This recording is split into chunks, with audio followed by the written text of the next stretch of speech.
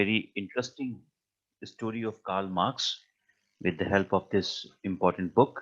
यही बुक मैं आपको आज पीडीएफ भी करूंगा और ये आपको पढ़नी होगी, इसमें से बहुत चीजें आप निकालेंगे। ठीक है। कार्ल मार्क्स मशहूर है एक्चुअली इस जुमले की वजह से, और ये जुमला है workers of the world unite. Workers of the world unite. Worker से मुराद ये है मजदूर। ठीक है। उसका ये जुमला जो है, इसको समझने के लिए हमें इसके बैकग्राउंड को और इसके कॉन्टेक्स्ट को समझना पड़ेगा। ठीक है। कार्ल मार्क्स का कहना था कि अगर दुनिया के तमाम मजदूर यकजा हो जाएं, इकट्ठा हो जाएं, तो फिर कोई भी उन पर जुल्म नहीं कर सकता, कोई भी उन पर जुल्म और जबर नहीं कर सकता, और कोई भी उनका हक नहीं मार सकता। ठीक है। So keeping this statement in mind, हम शुरू करते हैं कार्ल मार्क्स के फलसफे को। अगर आप सबको मेरी आवाज़ क्लियर आ रही है तो बस मैसेज पे मुझे यस लिख के भेज दीजिए ताकि मैं कंफर्म हो जाऊं और मैं फिर लेक्चर को कंटिन्यू रखूं अपनी स्क्रीन के साथ। ठीक है। So just right yes on chat so that I can continue with confidence.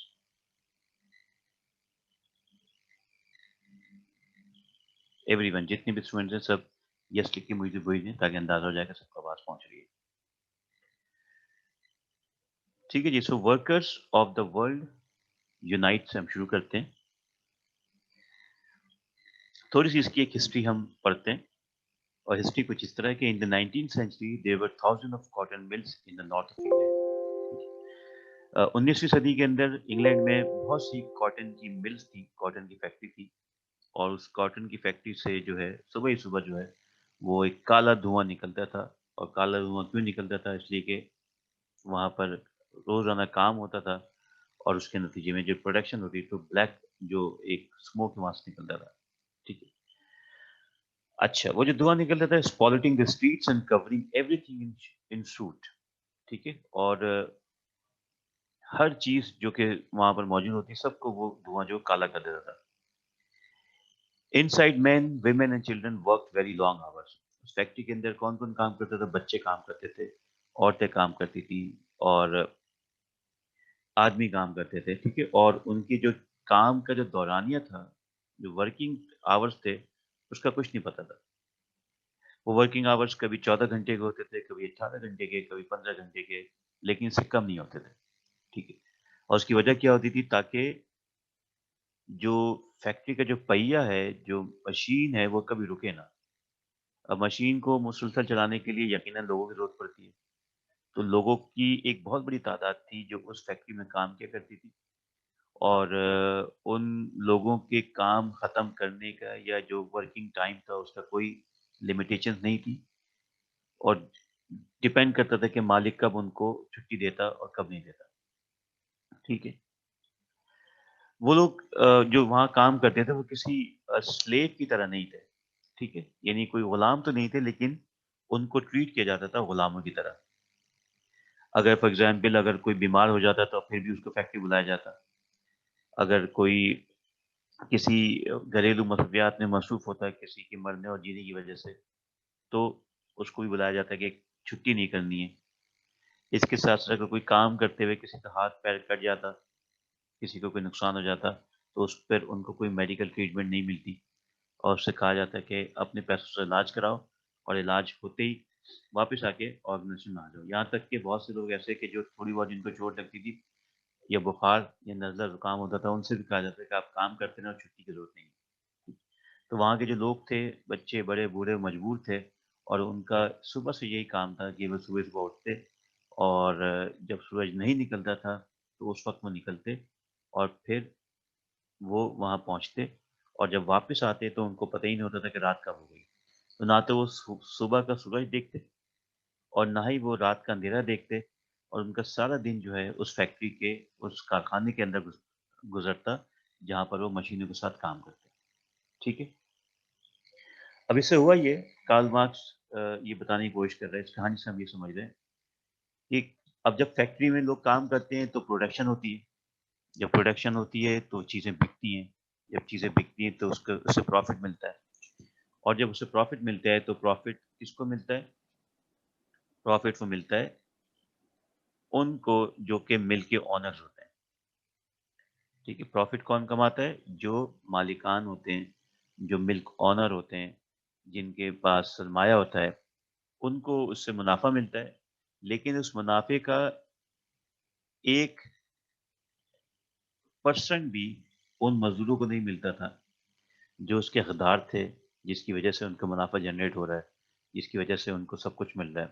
ٹھیک ہے, تو ہوا یہ کہ جو مزدور ہے وہ غریب سے غریب ہوتا چلا گیا, اور جو امیر ہے وہ امیر سے امیر ہوتا چلا گیا. جو امیر تھے, جو فیکٹری آنر تھے, انہوں نے ایک فیکٹری سے 2 فیکٹری لگائیں, 2 فیکٹری سے 3 فیکٹری لگائی, اور یوں وہ انہوں نے ملٹیپل فیکٹری لگائیں اپنی پروفٹ کی وجہ سے. اور ان کا جو لائف سٹائل تھا, ان کی زندگی جو تھی, وہ بہتر سے بہترین ہوتی چلی گئی.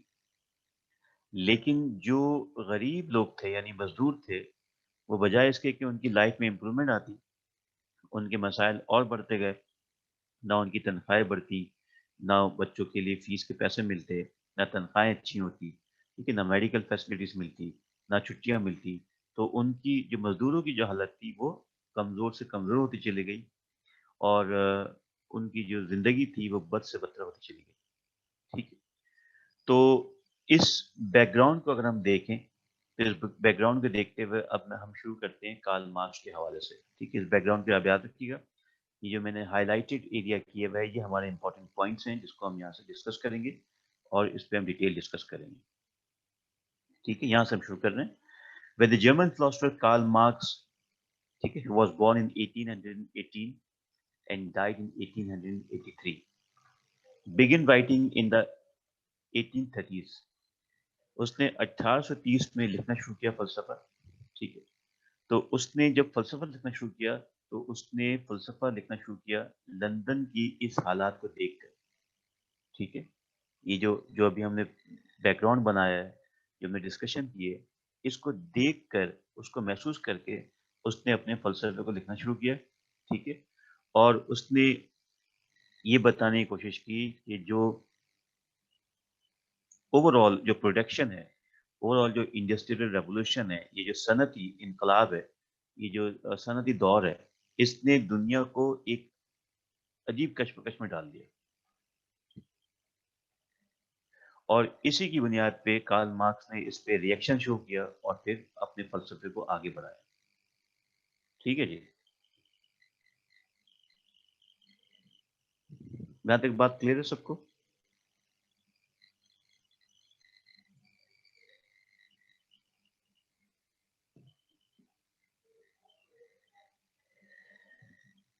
اچھا, اب یہاں شروع کرتے ہیں. سب سے پہلا پوائنٹ اب دیکھ رہے ہیں کہ مارکس واز این ایگلیٹیرین. پہلا لفظ جو آپ کو یاد رکھنا ہے اور یہ بتانا ہے مارکس کے بارے میں کہ مارکس کون تھا. He was ایگلیٹیرین. ایگلیٹیرین کون ہوتا ہے؟ ایگلیٹیرین وہ ہوتے ہیں جو یہ کہتے ہیں کہ تمام انسان کے ساتھ برابری کا سلوک کیا جائے. یہ آگے لکھا ہوا ہے, he thought human beings should be treated equally. ایگلیٹیرین ہم انہیں کہتے ہیں جو یہ کہتے ہیں کہ تمام انسان کو اور انسان کے ساتھ برابری کا سلوک کیا جائے. ٹھیک ہے, از دیٹ کلیئر فائزہ؟ ایگلیٹیرین کا مطلب سمجھ میں آ گیا آپ کو؟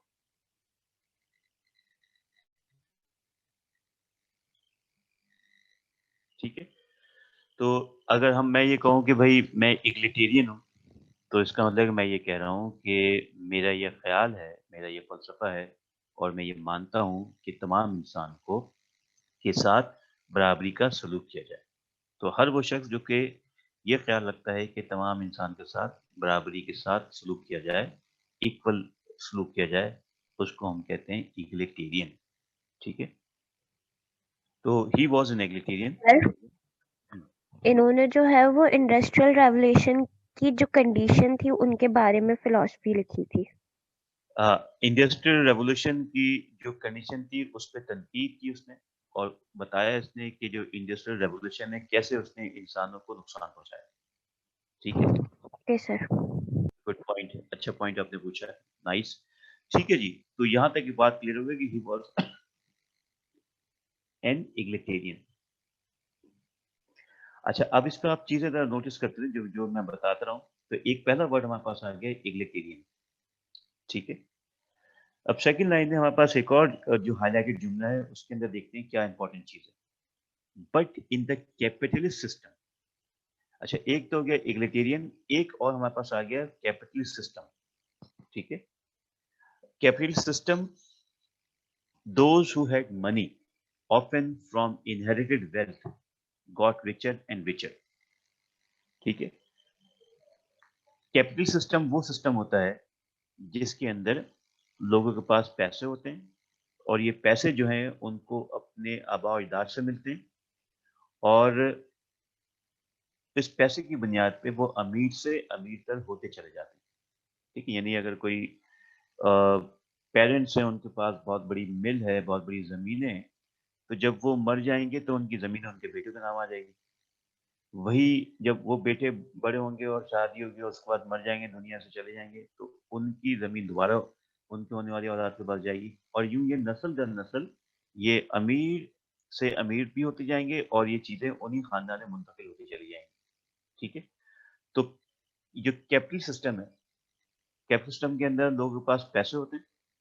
ٹھیک ہے. اور یہ پیسے کہاں سے آتے ہیں؟ یہ پیسے ان کے آباء و اجداد سے ان کو ملتے ہیں اور اس کی بنیاد پہ وہ امیر سے امیر تر ہوتے ہوئے چلے جاتے ہیں. ٹھیک ہے. Meanwhile, those who had nothing but their labor to sell life, watch their life and exploit it. جو کیپٹلسٹ سسٹم ہے اس کے اگینسٹ وہ لوگ ہوتے ہیں جن کے پاس کچھ نہیں ہوتا. ٹھیک ہے. He had nothing with themselves. ان کے پاس کچھ نہیں ہوتا, ان کی زندگی غربت کی طرح گزرتی ہے, ان کے لیے نقصان پیدا ہوتا ہے اور ان کی لائف کبھی امپروو نہیں ہوتی. اب اس کی ایک چھوٹی سی مثال میں آپ کو دوں کہ جب آپ اپنے گھر سے جب آپ یونیورسٹی یا کالج کی طرف آتے ہیں تو آپ دیکھتے ہوں گے صبح ہی صبح آپ کو بسز میں, رکشوں میں رش نظر آتا ہے لوگوں کا, اور ایک بہت بڑی تعداد ہوتی ہے جو بسوں پر سوار ہو کے ٹریول کرتی ہے اور فیکٹری طرف جا رہی ہوتی ہے صبح ہی صبح 7-8 بجے. یہ وہ لوگ ہیں اور ایسے بہت سے لوگ ہیں جو نوکری کر رہے ہوتے ہیں, جو فیکٹری میں کام کر رہے ہوتے ہیں, جو صبح صبح نکلتے ہیں اور پھر یہی لوگ شام کو بسوں میں لد کر سوار ہو کر چھتوں پر بیٹھ کر لٹک کر اپنے گھر کی طرف آ رہے ہوتے ہیں. تو یہ وہی لوگ ہیں جن کو مزدور طبقہ کہتے ہیں. اور یہ کہاں کام کرنے جا رہے ہوتے ہیں؟ یہ کام کرنے جا رہے ہوتے ہیں ان جگہوں پر جہاں پر مالکان نے فیکٹری لگائی ہوتی ہے اور اس فیکٹری میں لوگ جو ہیں وہ کام کر رہے ہوتے ہیں اور ان کی زندگی امپروو نہیں ہو رہی ہوتی, لیکن جتنا یہ کام کرتے ہیں اس کے نتیجے جو پروڈکشن ہوتی ہے, جو پروفٹ آتا ہے, اس سے بجائے اس کے کہ ان کی زندگی امپروو ہو, ان کی زندگی امپروو ہوتی ہے جو کہ سرمایہ دار ہوتے ہیں جن کا کیپٹل ہوتا ہے. ٹھیک ہے. یہاں آپ دیکھتے ہیں فار مارکس, یعنی مارکس کے نزدیک the whole of the human history could be explained as a class struggle. Marks کا یہ خیال تھا اگر ہم پوری دنیا کی تاریخ کو ایکسپلین کریں تو ہم اس کو ایکسپلین کر سکتے ہیں ایز اے کلاس اسٹرگل. ٹھیک ہے. یعنی طبقاتی کشمکش. طبقاتی کشمکش کیا ہے؟ کہ جو بہت غریب ہے وہ تھوڑا سا امیر ہونے کی کوشش کر رہا ہے, جو تھوڑا سا امیر ہے وہ اور زیادہ امیر ہونے کی کوشش کر رہا ہے, اور یوں ہر ایک کلاس جو ہے, جو طبقہ ہے, وہ آگے بڑھنے کی کوشش کر رہا ہے. ٹھیک ہے. لیکن کچھ طبقات ایسے ہیں جو آگے بڑھنے کی کوشش کر بھی رہے ہوتے ہیں لیکن ان کی ساری زندگی اسٹرگل میں ختم ہو جاتی ہے اور وہ امیر بننے کے خواب میں غریب ہی رہتے ہیں. For Marx, the whole human history could be explained as a class struggle, the struggle between rich capital class. ٹھیک ہے. یعنی وہ کہتا ہے کہ بھائی دنیا میں دو کلاسز ہیں اور دونوں کے درمیان اسٹرگل موجود ہے. کون کون سی کلاس ہے؟ The struggle between the rich capital class, جس کو وہ نام دیتا ہے بورجوازی. یہ یاد رکھیے گا, ایک اور نئی چیز ہے ہمارے پاس آئی, بورجوازی. تو ایگزام میں اگر پوچھ جائے کہ ہو آر بورجوازیز, بورجوازیز کون ہوتے ہیں, تو آپ بتائیں گے کہ بورجوازیز وہ لوگ ہوتے ہیں جو کہ رچ کیپٹلسٹ کلاس, یعنی جو سرمایہ دار, جو مل اونر, جو فیکٹری اونر, جن کے پاس پیسہ ہے, جو سرمایہ لگاتے ہیں, ان کو کہتے ہیں بورجوازی. تو اسٹرگل کن لوگوں کے درمیان ہے؟ The struggle between bourgeoisie and the working class اور پرولیٹیریٹ. جو ورکنگ کلاس ہے اس کو کارل مارکس نے نام دیا کس کا؟ پرولیٹیریٹ. ٹھیک ہے، تو وہ کہتا ہے کہ ہمیشہ دنیا میں ایک جدوجہد پائی گئی ہے، ایک کشمکش پائی گئی ہے دو کلاسز کے درمیان، ایک وہ جن کا سرمایہ ہوتا ہے اور ایک وہ جو ان سرمایہ داروں کے لیے کام کرتے ہیں، ایک وہ جو کہ سرمایہ دار ہے اور ایک وہ جو کہ نوکر ہے، ایک وہ جو کہ سرمایہ دار ہے اور ایک وہ جو کہ نوکری کرنے والا ہے، ٹھیک ہے، ایک وہ جس کے پاس پیسہ ہی پیسہ ہے اور ایک وہ جس کے پاس کچھ نہیں ہے اور ڈیپینڈ کر رہا ہے سرمایہ داروں پر۔ تو ان دونوں کے درمیان آپس میں کیا پائی جاتی ہے؟ ایک کشمکش، اور یہ کشمکش جو ہے یہ تاریخ میں ہر جگہ موجود ہے اور ہر دور کے اندر یہ کشمکش پائی گئی، آج بھی ہمارے دور میں جس میں آج ہم موجود ہیں 2020 کے اندر یہ کشمکش موجود ہے۔ بھائی ہم میں سے ہمارے بہت سے پیرنٹس یا ہم خود جو ہیں وہ ان لوگوں کے لیے کام کر رہے ہیں جن کی بڑی بڑی فیکٹریز ہیں، بڑی بڑی یونیورسٹیز ہیں، بڑی بڑی کالجز ہیں، پرائیویٹ انسٹیٹیوشنز ہیں، ہم ان کے لیے کام کر رہے ہیں، اور ان کے لیے جو ہم کام کر رہے ہیں تو جو پروفٹ، جو ارننگ ہمیں ملنی چاہیے، جو ڈیولپمنٹ ہونی چاہیے وہ نہیں ہے، لیکن جن کا وہ جن کی وہ جگہیں ہیں، جن کے وہ مالکان ہیں، ان کی لائف اسٹائل جو ہے وہ نمبر ون پوزیشن پہ جا رہی ہے، ٹھیک ہے۔ تو ہر دور کے اندر there is a difference and struggle between bourgeoisie and proletariat. تو یہ یاد رکھیے گا کہ بورجوازی کا لفظ جب بھی ذہن میں ایگزام میں آئے تو آپ کا مطلب ہوگا کیپٹلسٹ کلاس، یعنی جن کے پاس پیسہ موجود ہے، اور پرولیٹیریٹ وہ لوگ جن کے پاس پیسے نہیں ہیں، جو غریب ہے، جو مزدور ہیں، ٹھیک ہے، اور ان کے درمیان ہمیشہ کشمکش پائی جاتی ہے۔ اچھا، اب تھوڑی سی اس پیراگراف کے اندر ہم مارکس کے بارے میں جان لیتے ہیں کہ مارکس کے ساتھ کیا ہوا۔ مارکس جو تھا وہ اس نے اپنی ساری زندگی جو غربت میں گزاری، اور کبھی ایک ملک سے دوسرے ملک، کبھی دوسرے ملک سے تیسرے ملک، اور ایونچولی جو ہے وہ لندن میں جا کے سیٹل ہو گیا۔ اس کی وجہ کیا تھی؟ اس کی وجہ یہ تھی کہ وہ کھل کے بات کرتا تھا، وہ کسی سے ڈرتا نہیں تھا، وہ حکومت کے خلاف نعرے لگاتا، وہ اگر کوئی ظلم ہوتا تو اس کے خلاف نعرے لگاتا، تو کوئی بھی ملک اس کو پسند نہیں کرتا، تو اس کو ایک ملک سے نکال کے دوسرے ملک، دوسرے ملک سے نکال کے تیسرے ملک، اور یوں آخر میں آ کے وہ لندن میں بس گیا، جہاں پہ اس کا انتقال ہو گیا، ٹھیک ہے۔ اس کی لائف بڑی پور تھی، اور ایک وقت ایسا ہے کہ اس کے پاس اس کے کوئی بھی بچے جو پیدا ہو وہ سروائیو نہیں ہو سکے، اور سروائیو نہ ہونے کی بنیادی وجہ یہ تھی کہ اس کے پاس ان بچوں کو پہنانے کے بہتر کپڑے نہیں تھے۔ لندن میں شدید برف باری ہوا کرتی تھی اور ابھی بھی ہوتی ہے، اور اس کے پاس بچوں کو کھلانے کے لیے، ان کو گرو کرنے کے لیے کوئی گھر اچھا نہیں ہوتا تھا، تو وہ مشکل سے سروائیو کرنے کی کوشش کرتے، اور پھر اس کی ساری جو اولاد تھی وہ اسی غربت کی وجہ سے مر گئی۔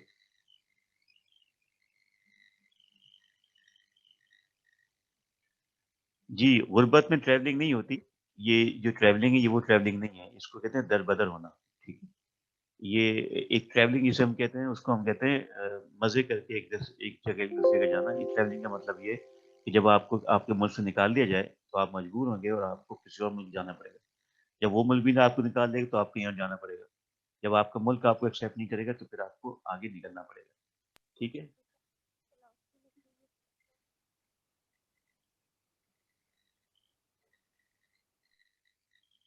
Right. So he went Germany, Paris, Brussels, and finally he came to England, and there in England of course he died.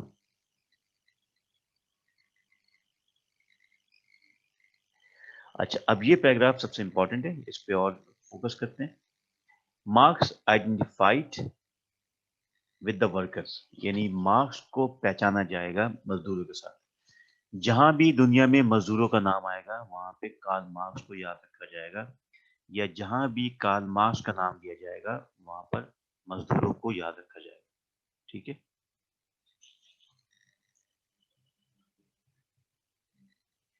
وہ کہتا ہے کہ جو مزدور ہیں، مزدوروں کو ہمیشہ سے نقصان پہنچایا گیا ہے، اور مزدوروں کو ہمیشہ سے بلیک میل کیا گیا ہے۔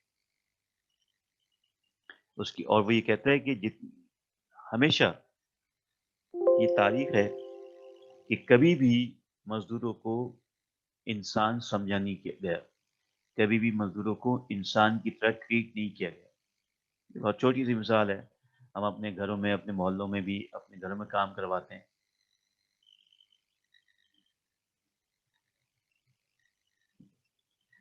اچھا، فائزہ سوال کریں گے ان کی فلاسفی لگے کس نے بڑھائی پھر؟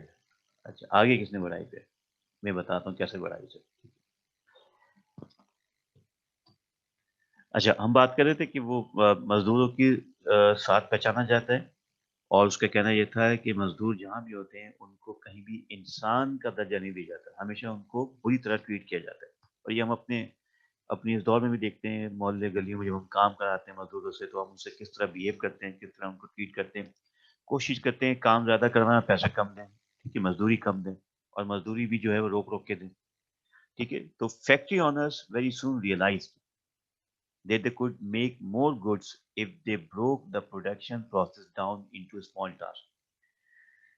فیکٹری اونرز نے جو تھے انہوں نے یہ پلان کیا کہ مزدوروں سے زیادہ کام کیسے لیا جائے.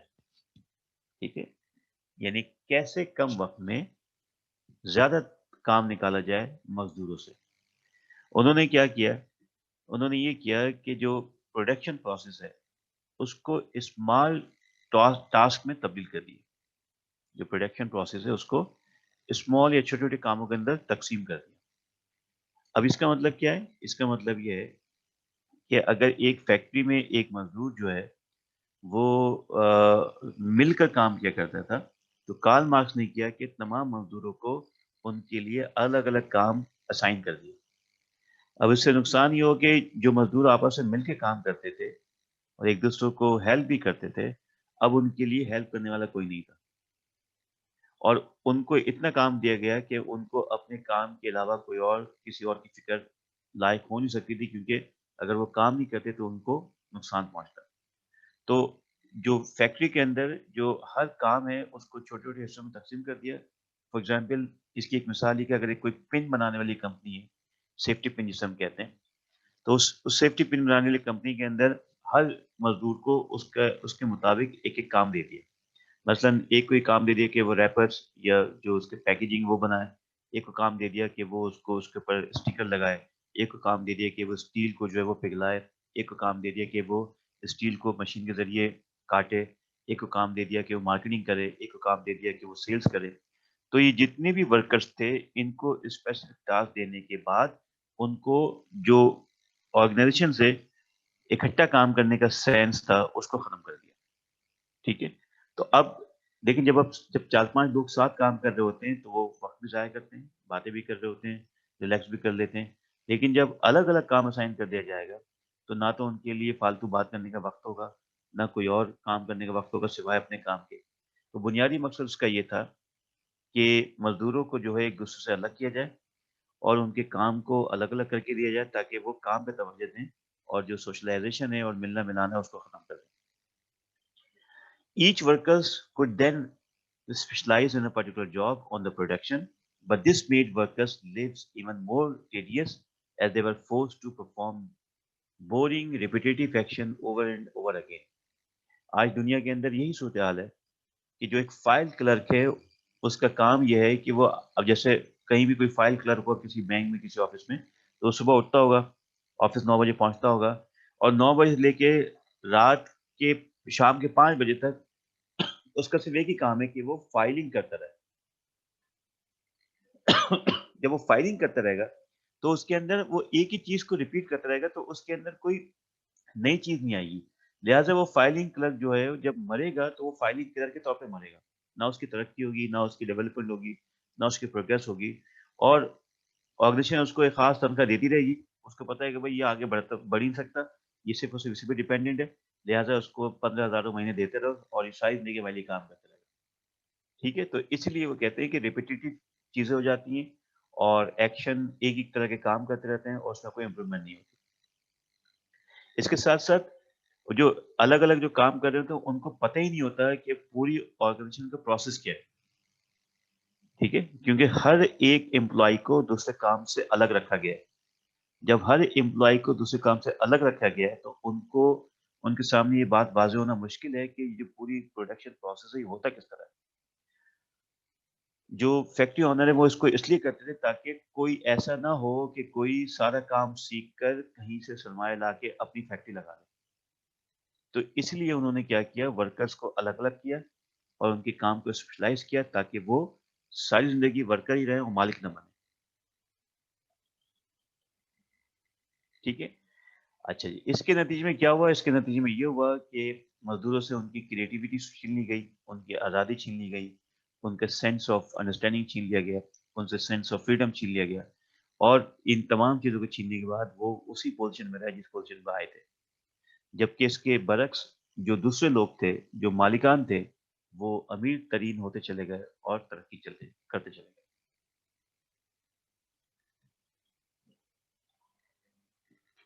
اچھا، یہاں پر ایک لفظ لکھا ہوا ہے اس لاسٹ لائن کے اندر، جس آپ کو نظر آ رہا ہوگا.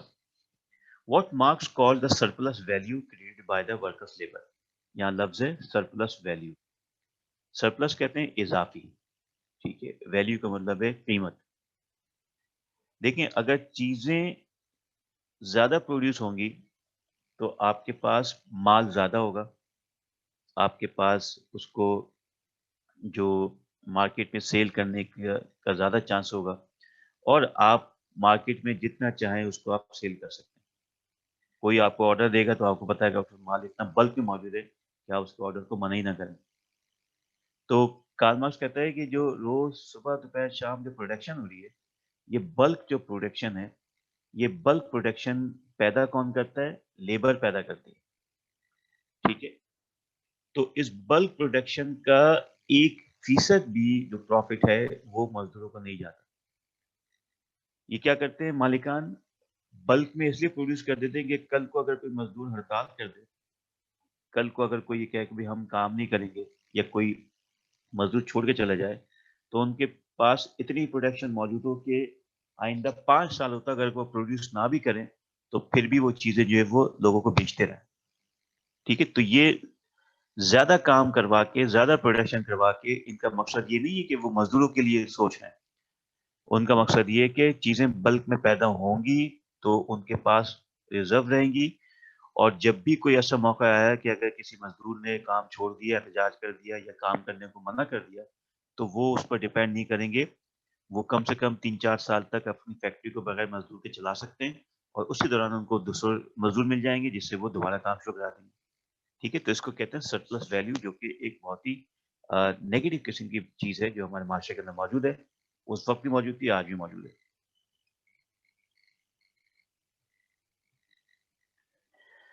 اچھا جی، ایک اور لفظ یہاں موجود ہے جو آپ کو نظر آ رہا ہے بالکل سیکنڈ لائن کے اندر، ایلینیشن.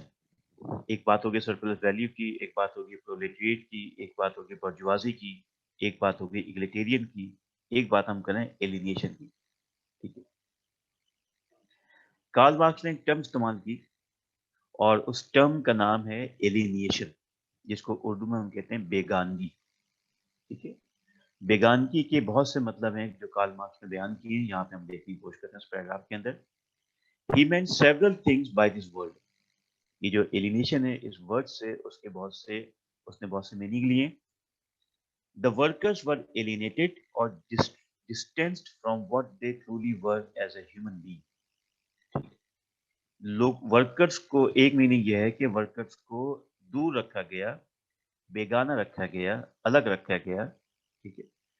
ہر اس چیز سے جو کہ انسان کے لیے ضروری ہے، جو کہ انسان کی بنیادی چیز ہے. یعنی ورکرز کو آزادی سے دور رکھا گیا، ورکرز کو سوچنے سے دور رکھا گیا، ورکرز کو ایک دوسرے کی سے ملنے سے دور رکھا گیا، ورکر کو ایک دوسرے کی مدد کرنے سے دور رکھا گیا، اور پھر ان کو ایک دوسرے سے بیگانہ کر دیا، ان نون کر دیا.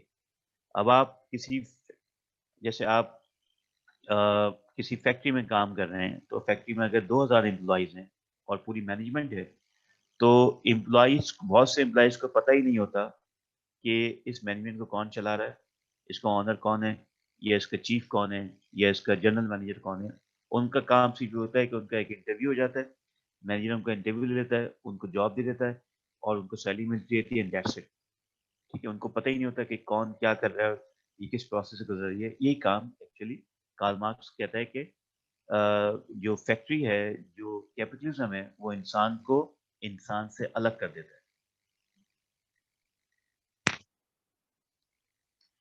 اچھا، اب ان کو ایلینیشن کا مطلب یہ کہ ان کو کام میں اتنا انوالو کر دیا جاتا ہے، اتنا مکس کر دیا جاتا ہے کہ ان کو کام کے علاوہ کچھ اور یاد ہی نہیں آتا، اور ان کو کہا جاتا ہے کہ you only have to produce and produce and produce.